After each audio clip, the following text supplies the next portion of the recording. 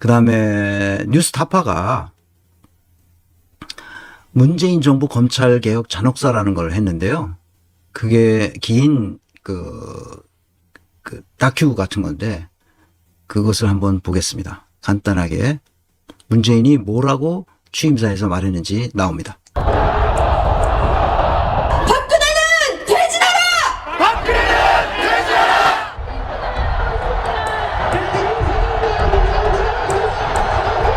정권 교체를 열망하는 촛불 민심으로 탄생한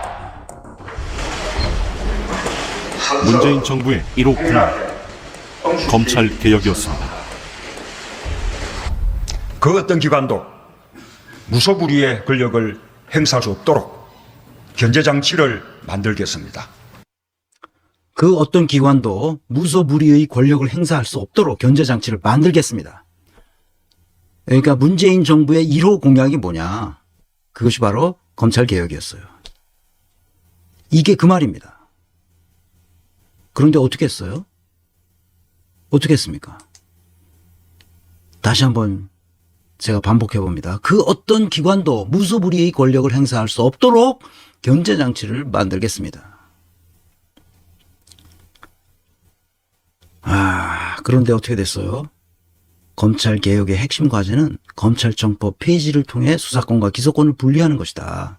뉴스타파가 맨 마지막 끝 마무리, 이 다큐를 마무리하면서 이렇게 말합니다. 그러나 여당 의원은 당시 민주당이 여당이었죠. 180석 가까운 의석을 확보하고도 법안을 발의조차 못하고 있다.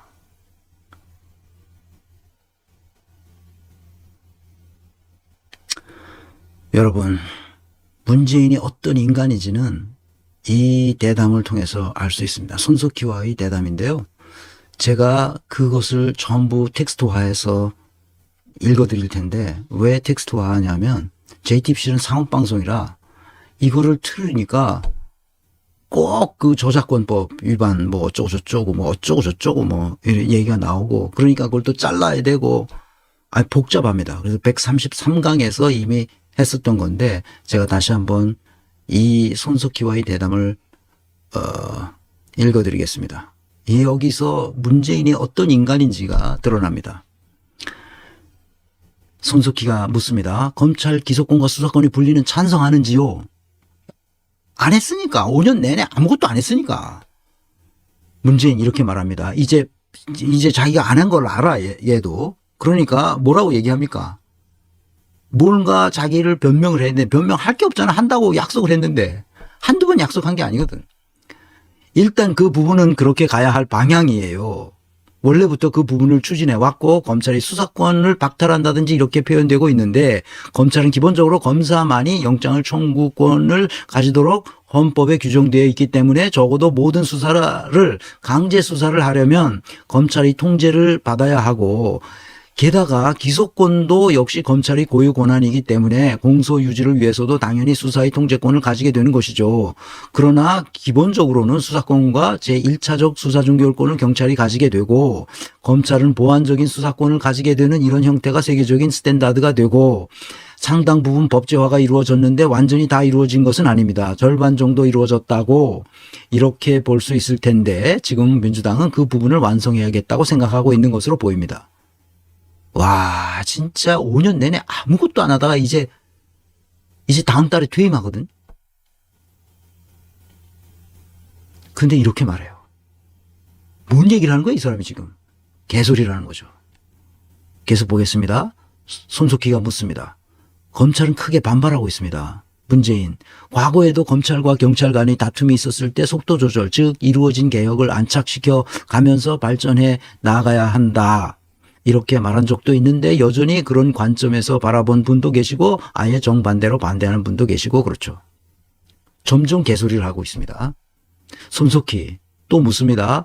그러면 그때 말씀하셨던 안착하는 것을 봐가면서 큰 무리 없이 하라는 생각이 있으셨다면 지금 임기 말인데 민주당에서 강하게 드라이브를 걸려고 하는 것 같습니다. 지금 이게 철험의 젊은 의원들을 중심으로 완전히 검수완박 기소권과 그 수사권을 완전히 분리해야 된다. 이제 그렇게 해서 이거를 강공하고 있단 말이죠. 이제 문재인 정부 곧 끝나니까. 그렇게 크니까 그것도 대통령 입장에서 좋다고 보시는 건지 그렇게 하는 게 좋다고 보는 건지 말을 못해 얘가. 문재인이 말을 못하고 있다고 지금. 그것은 과거의 이야기를 지금의 국면에 끌어들여서 답변을 요구하시면 저로서는 난감해지는 일이고 지금은 국회에서 논의 중에 있으니까 국회의 논의가 어떻게 되는지 지켜봐야겠지요. 그러니까 5월에 이제 물러나야 되니까 4월 안에 손석희는 4월 안에 통과시키겠다는 게 민주당의 입장인 것 같습니다. 그리고 5월 3일에는 마지막 국무회의가 열리는데 국회 통과 후 국무회의에서 올라오면 거기에 반대할 이유는 당연히 없으시겠군요. 문재인. 그런데 지금 질문에는 여러 가지 가정을 담고 있어서 똑부러지게 답하기 쉽지 않은 질문이다. 국회 논의가 어떻게 될지도 모르고 절차면에서 무리 없이 될 것인지도 봐야 되고 이제 안 하겠다는 거예요. 검찰 개혁 자체를 안 하겠다는 거예요.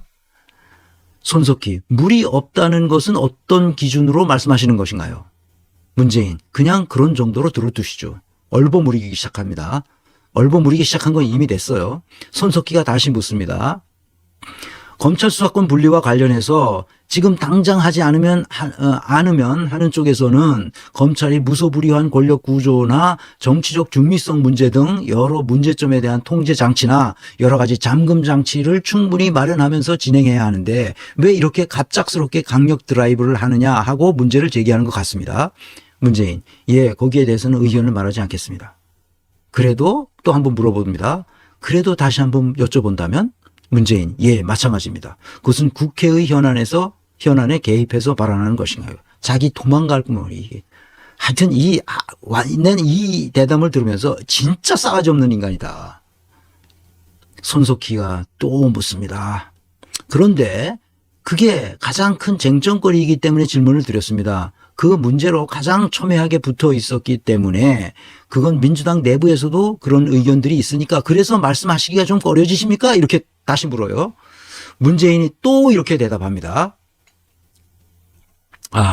이수영 선생님, 오늘도 행복한 강의 시간 감사합니다. 소장님의 종교 이야기 좋아요. 가끔씩 해주세요.